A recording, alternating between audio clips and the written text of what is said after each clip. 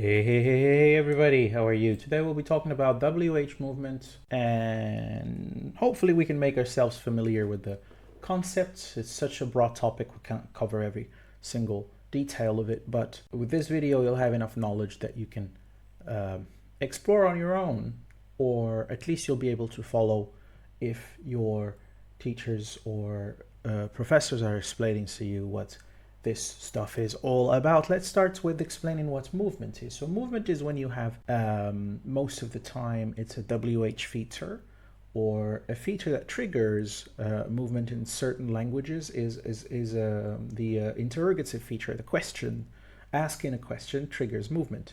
A simple sentence that we can use to illustrate this is the following.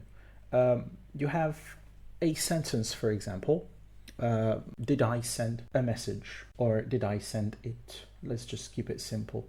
So if you write this sentence, I need to select a pen. Did I send it? So according to the theory, this did does not originate here. It actually moves to satisfy the interrogative feature.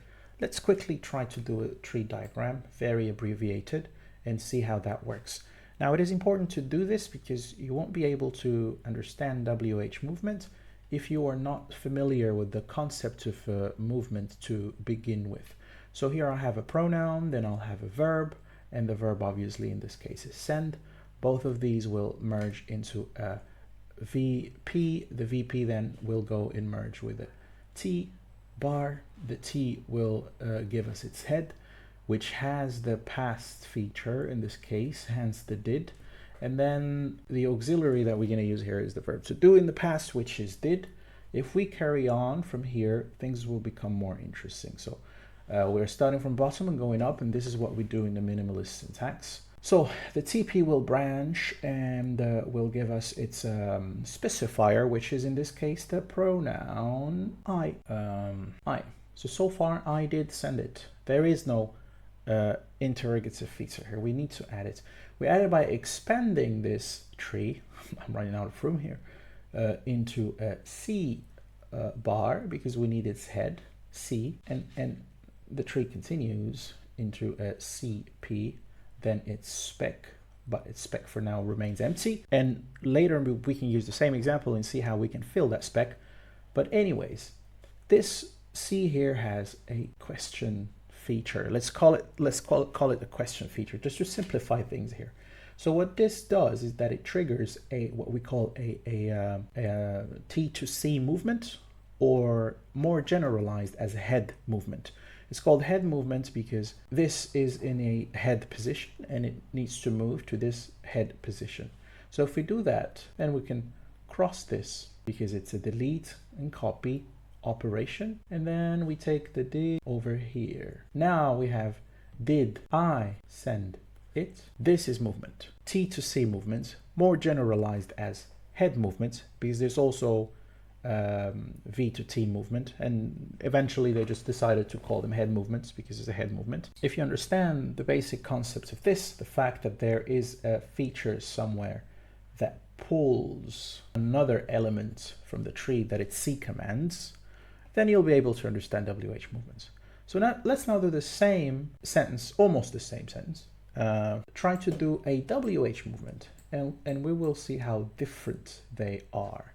So the sentence that we're going to do is, what did I send? So you'll see that it starts off in a very similar way, except that in this case the complement of the verb will be generated initially at the bottom of the tree. So the what that you see over here is actually not originating there. It's a movement that happens. It's a WH movement that happens. So where does it originate, or where does it start? Where is it, as we call it, in situ position or in situ position? I'm never sure about that. So anyways, so it starts right here. What? Now, in the previous sentence, we knew what the what was, so we said a message. In this case, this person is asking about that. He doesn't know if it's a message, so we use the WH word for that, which is what? Hold on, I think you can't see it because of my camera. Let me get rid of it, and then maybe we can start somewhere else. Delete. Can you delete? Yeah. Let's start here, maybe. Although I won't have room. Okay, let's start here. What? And then we proceed in a similar manner. So what is the complement of send? And they both, this is a V, and this is, let's call it, we know it's a DP, or let's call it a D. So let's merge this into a VP. Then this will go into a T bar. The T here will host the past. And also, just like we did in the previous sentence, it will have the did in it, the auxiliary. Then this will merge into a TP. The TP will give us its specifier, and we can use that as our pronoun I. Then we continue to a C bar, and the C bar gives us its head. And here we have the question feature again. Do not forget that we need to fulfill all of the requirements, starting from the bottom and going up, and as soon as we have to fulfill it, we have to do it. Like now, for example, we have a position for did. So there's a principle called the earliness principle, and what it tells us is literally what we're going to do now. As soon as it can apply, do it. So we're going to go to the did, delete it, make a copy of it, and send it through time to this position. And here we will have did. Did I send what? It's still not complete. We need to continue with the derivation because there's another feature somewhere else that we need to satisfy. Okay, let's continue. We go with the CP, and the CP here will have its specifier. Let's just call it spec. Now this specifier here has another feature which is called a WH feature. A WH feature, what it does is similar to head movement. That is to say, it pulls something, except that it pulls a, I said something, not a head, because it's different, except that it doesn't attract a head. Instead, it attracts an argument or a phrase, or in this case, the complement of the verb, whatever that complement might be. In this case, it's a DP, we know, but it could be more than a DP, it could be something else. Doesn't matter, it will be attracted. So in order to fulfill this, we need to do another movement. Can we get rid of the writing there so that you see the movement? Yes. So we need to take this, delete it, and send it through time so that it goes all the way to here. And upon arriving, claims its new position, and then the sentence becomes, what did I send? Very simple. Good. So just a little bit about the anatomy of movement. And you can find this not just in WH movement, also in head movement. So the elements that I delete here, the what and the did that are at the bottom, we call them, what we call them is a copy. They're a copy. We make a copy, we leave the copy there, and we take the original somewhere else.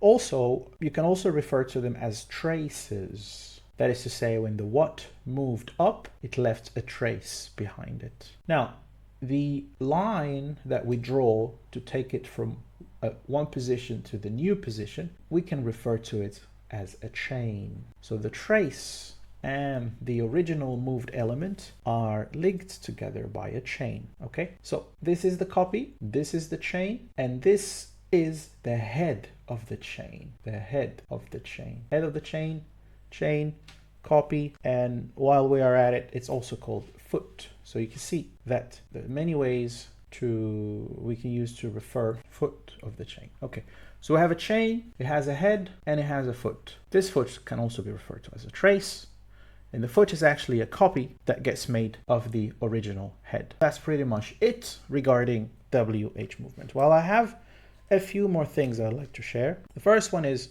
an argument for the existence of copies. Why do you think, why don't we just say it's empty when we move an element here, for example? Wouldn't it be easier for us to just say it's empty now and it's moved there? Why leave a copy in all this madness? Well, the answer is provided using the cliticisation example. I'll give you here two sentences. Look at this. I want to go home. I'll give you another sentence. I wanna go home. So this is cliticisation, is want to becoming wanna. And this argument is known as the wanna cliticisation, as in it clicks to it. It becomes want to, the one and two, the want clicks to two, and it becomes one thing. So these two here, if we wanna parse them, now this is a different way we can It's not always tree diagrams. There's also the brackets method that does pretty much the same thing. Let's try and represent this using brackets. We're only going to use brackets. Sometimes are faster, so we're only going to use them where we need them. So I want, then you have a CP. The CP has a C that is empty in this case. Then we have a null constituent. This might be a bit too advanced, but just bear with me. A null constituent in the spec, it's called a pro. And then you have the head T with true. We close this and then we write go home and two brackets. I want to go home. So cliticization is possible here because the intervening elements are null. What do we mean by null? They do not exist. Let's have a look. What is present? What are the elements that are present between 1 and 2? Because these are the two that cliticize. They get attached to each other. It's possible because, well, here there's nothing. Here we have a C and it's empty. Nothing. Null. Here we have a pro and it's also null. So in order for these two elements to cliticize, to click to each other, there is no intervening element that is present. Now let's try to do the same thing with another sentence and see if the cliticization can happen or not. Now we're going to make the sentence a little bit more complicated. So the sentence I have is, who don't you want to win the game? Which is quite a mouthful. Who don't you want to? Now let's do a cliticization. Here obviously the sentence will be ill-formed, but let's try to write it anyway. So who don't you wanna win the game? So what's the difference here? In the first sentence we have no cliticization. In the second sentence we have cliticization. One word. 1 and 2 are merged.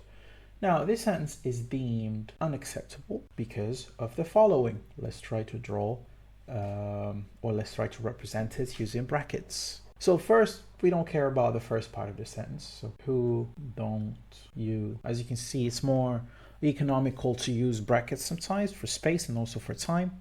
Now we're going to start caring from now on. Just like the previous sentence, this is a CP and the CP will have a C that is empty. And then look what's going to happen here. Things will become more interesting. I need to close this. Here we have the TP and suddenly now it's not empty. It has the subject of the sentence, who, which actually is going to be deleted because where's the who?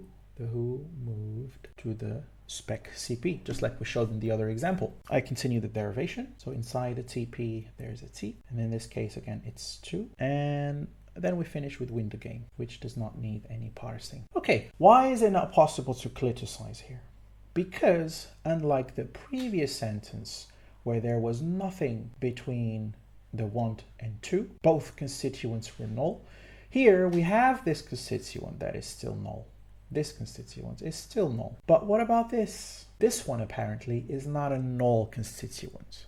It's a copy. The trace that's left is a copy, and because it's there, it prevents us from cliticizing the want, which I forgot to write. I should have written want. I'm going to write it in a second. So the want, which is supposed to be here. I hope this is not so confusing. So want comes just after you. Let's imagine want is after you. I don't want to start copy and paste because I just think it's going to make a huge mess.